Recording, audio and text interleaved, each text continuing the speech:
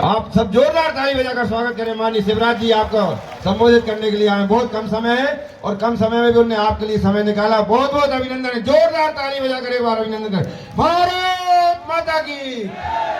जरा पीछे हट जाओ भैया, थोड़े पीछे। जोधा भाई बैठो यार। बोलिए भारत माता की, मेरी लाडली बहनों की, प्यारे भाइयों की और भांजे और भांजियों की। मंच पर विराजमान भारतीय जनता पार्टी के जिले के अध्यक्ष भाई राकेश जी, उत्तर प्रदेश से आए हुए यूपी के मंत्री और हमारे मार्गदर्शक यहाँ दिनेश प्रताप सिंह जी, हमारे पूर्व विधायक आदरणीय रामकिशन पटेल जी, हमारे युवा और लोकप्रिय उम्मीदवार हमारे छोटे भाई नरेंद्र पटेल जी,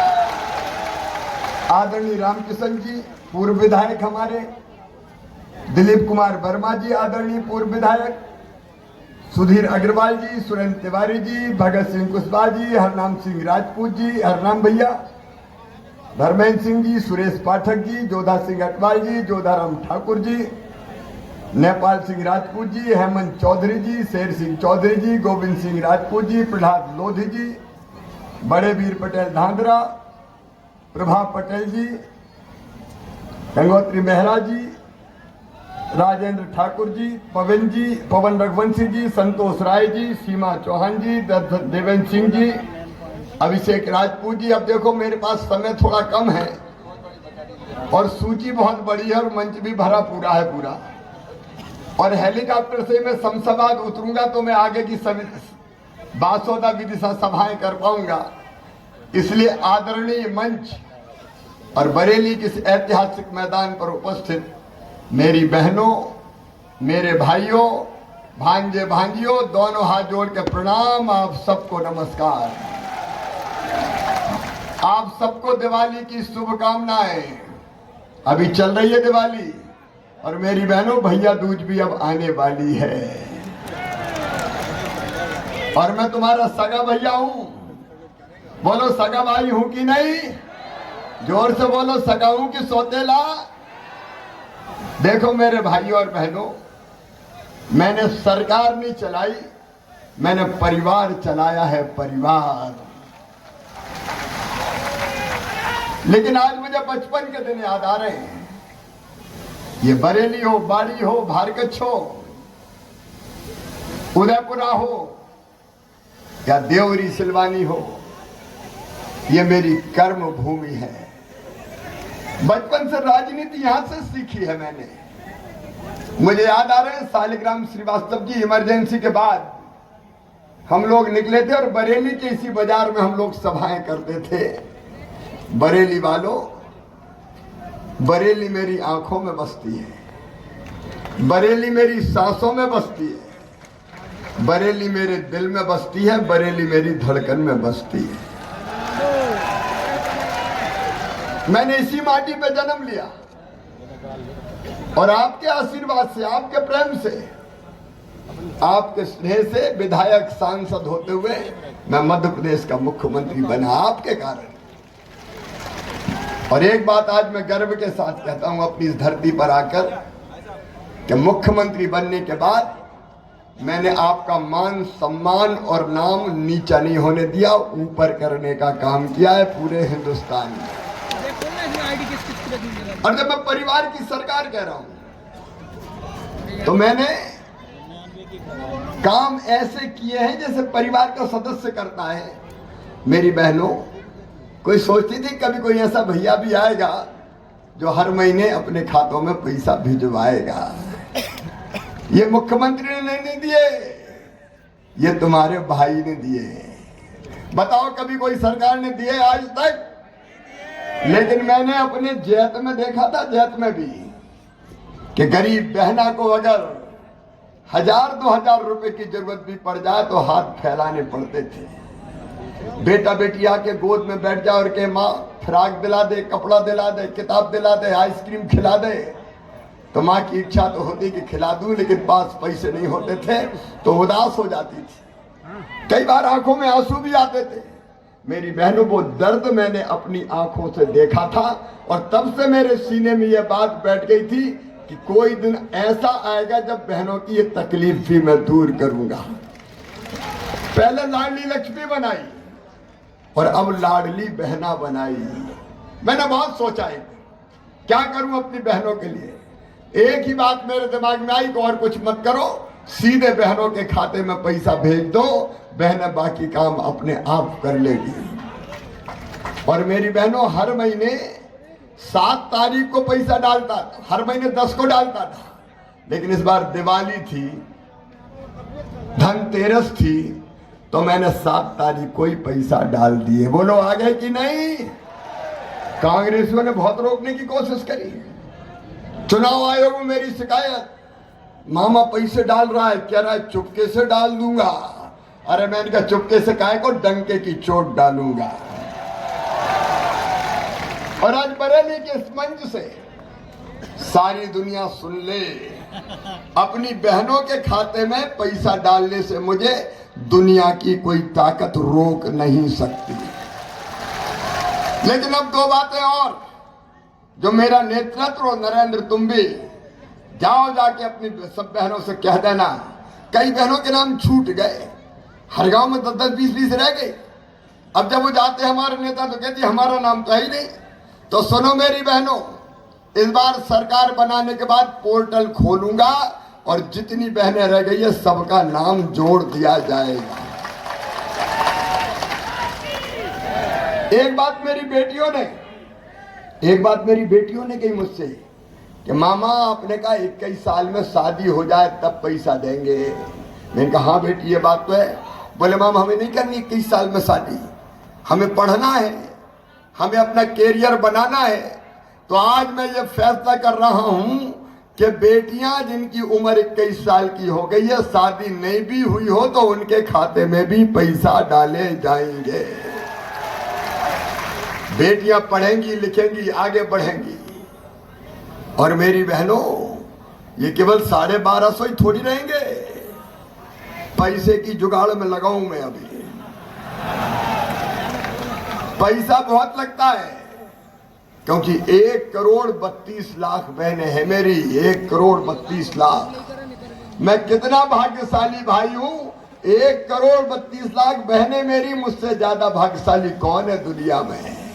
और जब भैया दूध पे आके मेरे सिर पे हाथ रखती है तो मेरे काम करने की ताकत और कई गुना ज्यादा बढ़ जाती है। और मेरी बहनों, पैसे का इंतजाम करने के बाद 1000 से मैंने शुरू किया था, अभी 1250 हुए। 1250 से बढ़ा के करूंगा 1500, 1500 से बढ़ा के करूंगा 1750, 1750 से बढ़ा के करूंगा 2000, 2000 से बढ़ा के करूंगा 2250, 2250 से बढ़ा के करूंगा 2500, 2500 से बढ़ा के करूंगा 2750, और बाद में कितने करूंगा? जोर से बोलो।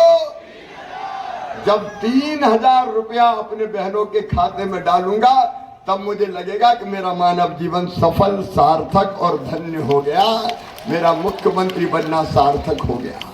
और किसान भाइयों, अगर 1250 बहनों के खाते में जा रहे हैं तो 1000 रुपया अपने खाते में भी तो आ रहे हैं। 6000 पीएम साहब के और 6000 सीएम के 0% ब्याज पे कर्जा हो, चाहे सिंचाई का इंतजाम हो। और इतने ही नहीं, जो कांग्रेस ने कर्जा माफी का वचन दिया था, किसान डिफाल्टर हो गए थे, उनके 2200 रुपया ब्याज के भी मैंने भरवाए ताकि डिफाल्टर ना रहे। और सुन लेना किसान भाइयों, आज बरेली में कह के जा रहा हूं, धान 3100 रुपया कुंटल खरीदेंगे हम, और गेहूं खरीदेंगे 2700 रुपया क्विंटल। बोलो भारत माता की। किसान के पसीने की कीमत मैं जानता हूं, और सचमुच में मैं किसान के पसीने की आवाज हूं, मैं शिवराज हूं। जनता की भलाई और कल्याण के लिए, खेती किसानी। अरे मैं तो ऐसा मुख्यमंत्री हूं जिसने अपने हाथों से ढुली टांग के जब नाड़ी चलत थी तो उड़ा भी है, उड़वाई भी करी है। पहड़ भी चराना मैं जानता हूं। बीड़े जब होती थी तो कैल मुछैल और सूगरा भी होता था। आज के बच्चे तो जानते नहीं, घासों के नाम ही भूल गए। उस धरती से आया हूं और इसलिए किसान भाइयों, हर तकलीफ दूर करके खेती को फायदे का धंधा बनाकर ही चैन की सांस लेंगे। और एक बात मेरे बेटा बेटी, अभी जब मैं हेलीपैड पे था, बड़ी संख्या में छोटे छोटे बच्चे भी, ए मामा, ओ मामा, मम्मा, जरा जरा से बच्चे तार में मुंडी डाल डाल के करे थे, मामा मामा, अरे इनकी गिरमत जाइयो रे। अच्छा, वो नहीं जानते कि सीएम क्या होता है। उनको यह भी पता नहीं कि सीएम कुछ दे सकता है। उनको तो यह पता, ये दुबला पतला आदमी अपना मामा लगता है बस। मैं इन बच्चों के भविष्य को बर्बाद नहीं होने दूंगा। और बड़े बच्चे भी आजकल जहां मिलते हैं मुझे कहते हैं, मामा आई लव यू। तो हम भी कहते हैं आई लव यू टू। ये परिवार का रिश्ता है और इस रिश्ते की कसम, बच्चों का भविष्य बर्बाद नहीं होगा, ये हमारा संकल्प है। और इसलिए शिक्षा की व्यवस्था में हमने आमूल चूल परिवर्तन करने का फैसला किया है। अब हम सीएम राइज स्कूल बना रहे हैं। एक एक स्कूल की बिल्डिंग 40-40 करोड़ रुपया की, lab, library, smart class, playground, बस लेने जाएगी, बस छोड़ने जाएगी। और ये सारी शिक्षा निशुल्क होगी, निशुल्क फ्री में होगी। मामा तो मुख्यमंत्री है।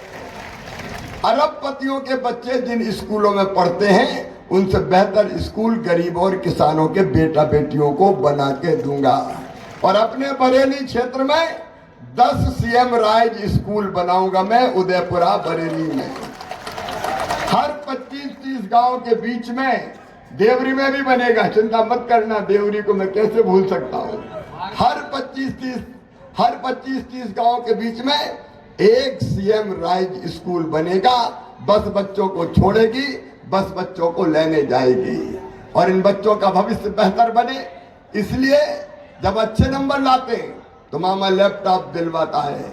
अभी तो 75% नंबर पर लैपटॉप देता था, अब मेरे बच्चे 12वीं में 60% नंबर भी लाएंगे तो मामा लैपटॉप दिलवाएगा।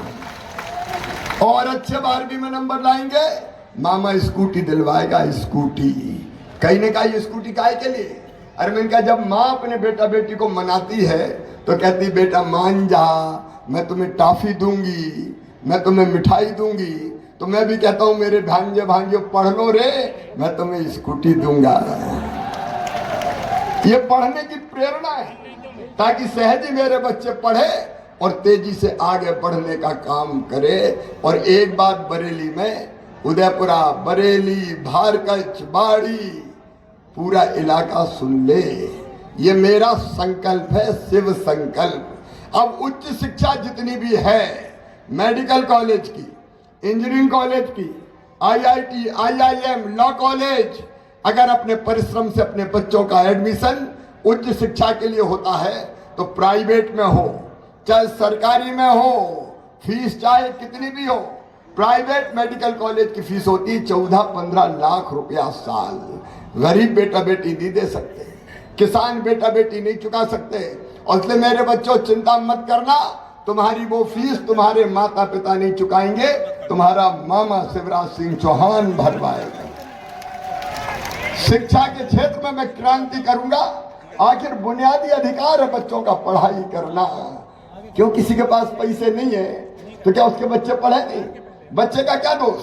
अगर बुद्धि है तो बढ़ेंगे मेरे बच्चे, पढ़ेंगे मेरे बच्चे, एक नया इतिहास रचा जाएगा शिक्षा के क्षेत्र में। और मैं नौजवानों को यह भी कहना चाहता हूं, अगले 5 साल के लिए हमारा संकल्प है, प्रत्येक परिवार एक रोजगार, हर परिवार को एक रोजगार हम देंगे।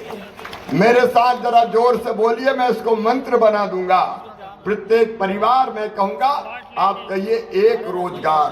प्रत्येक परिवार, प्रत्येक परिवार जमाना बदलने निकला हूं मैं, इसी धरती का लाल हूं। और इसलिए कई चीजें तय की है।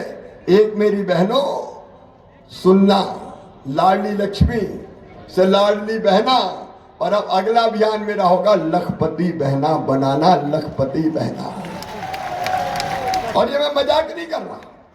महिला स्वास्थ्य सहायता समूह के माध्यम से हर बहन की आमदनी 10,000 रुपया से ज्यादा करेंगे हर महीना, ताकि साल में 1 लाख रुपया हो जाए और मेरी बहनें लखपति बन जाए, नहीं रहेंगे गरीब। क्या स्त्री जाति केवल रोने के लिए, आंखों से आंसू की धारा बहाने के लिए, मायके जाने के पहले अपनी भाभी और माँ के गले से रोने के लिए, गले से लिपट के रोने के लिए नहीं, गरीबी की दलदल से बाहर निकाल के बहनों को अपने पैर पे खड़ा करके उनकी जिंदगी सुखी हो, इस बात का प्रयास किया जाएगा। और एक बात और मेरा नेतृत्व सुनिश्चित कर ले नरेंद्र, तुमसे भी मैं कह रहा हूं, अभी कई लोगों के गांव में कच्चे मकान बने, पीएम आवास योजना में उनके नाम नहीं जुड़ पाए हैं। जिनके नाम पीएम आवास योजना में नहीं जुड़े वो नोट कर लें, मैंने बना दी सीएम लाडली बहना आवास योजना। आवेदन भरा गए, आवेदन भरवा दिए गए। चुनाव के बाद सूची बना के ऐसे हर परिवार जो कच्चे घर में रह रहा है उनके पक्के घर बनाने का पैसा मैं दिलवाऊंगा। कोई कच्चे घर में नहीं रहेगा, हर एक का छोटा भले हो लेकिन पक्का मकान हो। मेरे भाइयों और बहनों, मेरे बहनों, रसोई गैस का सिलेंडर 450 में ही दूंगा। और बिजली के जिनके बड़े बड़े बिल आए वो सारे बड़े बिल अब मैं भरवाऊंगा। गरीब और निम्न मध्यम वर्गीय का बिजली का बिल केवल 100 रुपया महीना आएगा। किसान भाइयों, अनुदान पे ट्रांसफार्मर की जो योजना थी मेरी, कांग्रेस ने खत्म कर दी। अब अनुदान पे भी ट्रांसफार्मर रखे जाएंगे। और एक बात और सुन लेना, कांग्रेस पाखंडी पार्टी है, सारी योजना मेरी बनती है।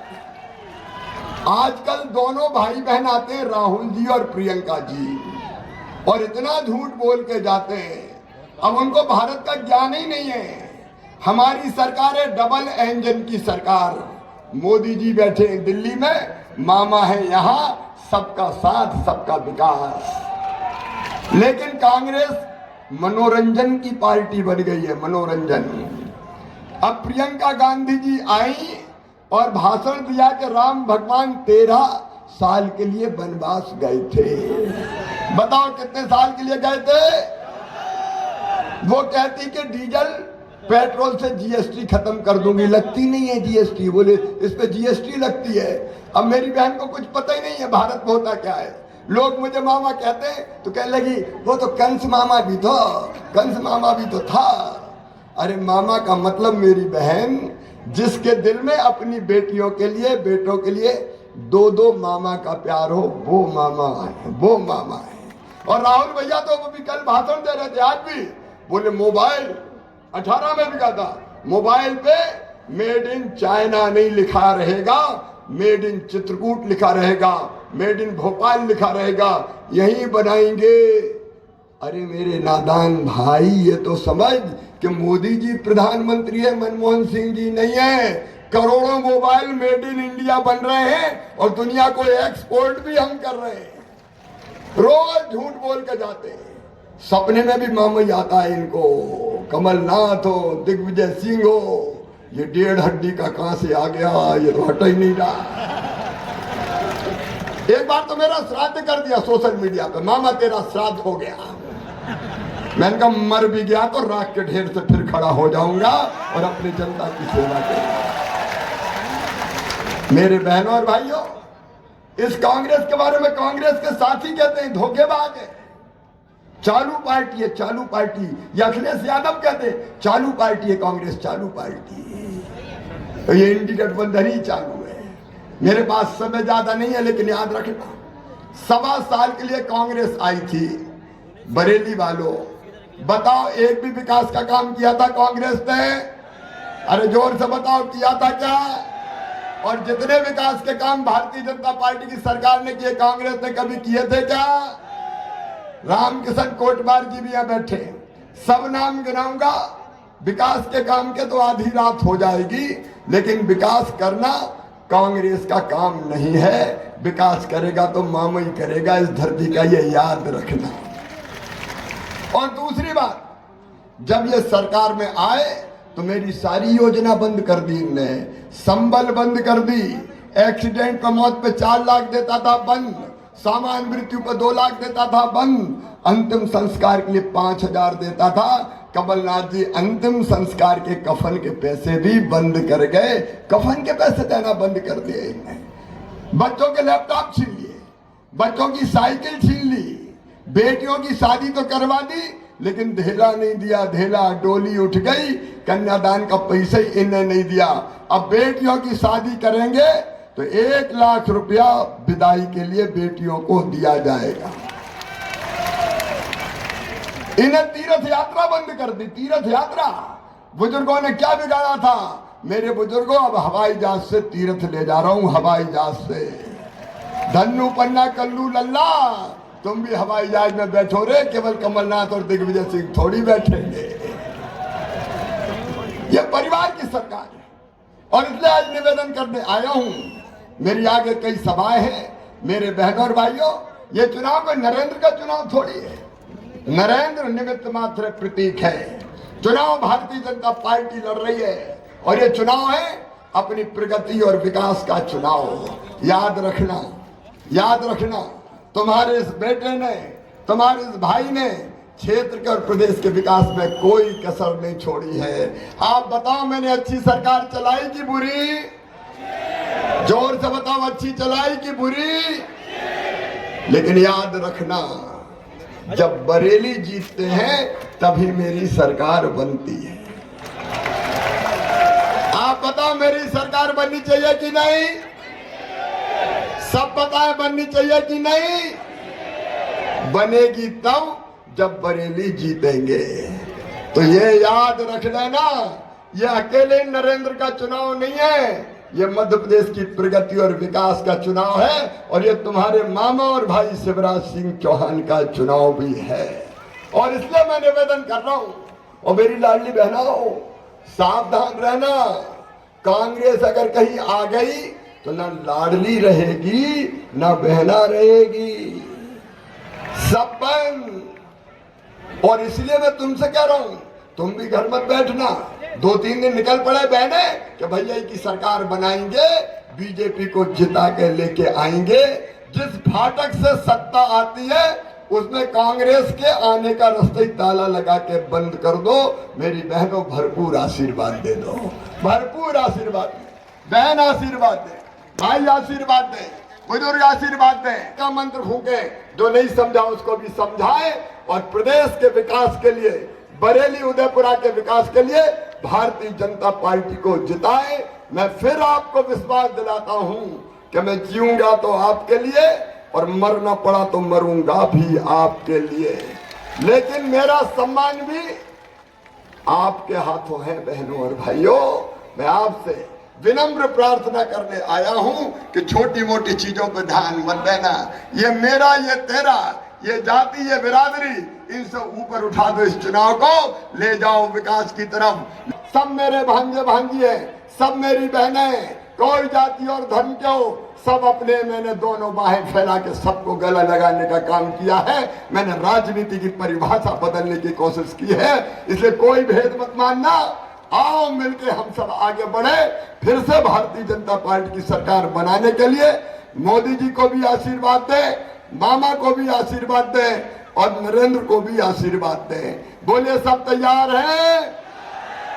पीछे वाले भी बताएं, सब तैयार हैं?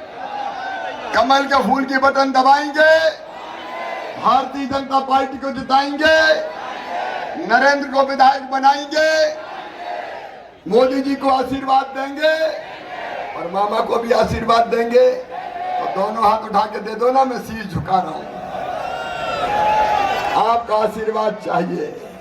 एक बार अपनी अपनी जगह खड़े होके, बहने भी, और दोनों हाथ ऊपर उठा के, दोनों मुट्ठी बांध के भारत माता की जय बोल के मोदी जी मामा को भी आशीर्वाद देंगे और नरेंद्र को भी आशीर्वाद देंगे। कमल के फूल की बटन दबाने का संकल्प लेंगे। बोलिए भारत माता की, भारत माता की, नर्मदा मैया की, छींद वाले हनुमान जी की, हर हर नर्मदे।